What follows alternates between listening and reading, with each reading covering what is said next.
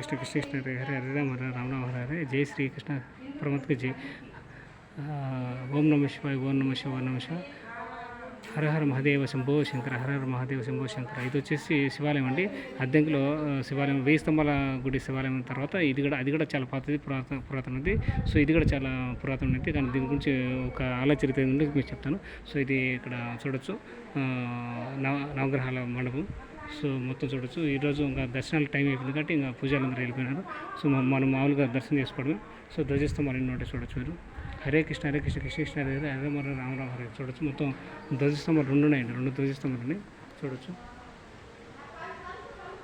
అక్కడ ఒక ధ్వజస్తంభం ఉంది, ఇక్కడ ఒక ధ్వజస్తంభం ఉంది చూడొచ్చు.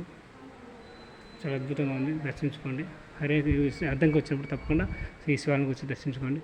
సో నందీశ్వరుడు చూడొచ్చు. సో ఇక్కడ కూడా గణపతి మహారాజు ఉన్నారు చూడొచ్చు. సో చాలా విశాలంగా దీన్ని కూర్చొని మీరు జపం కూడా చేసుకోవచ్చు.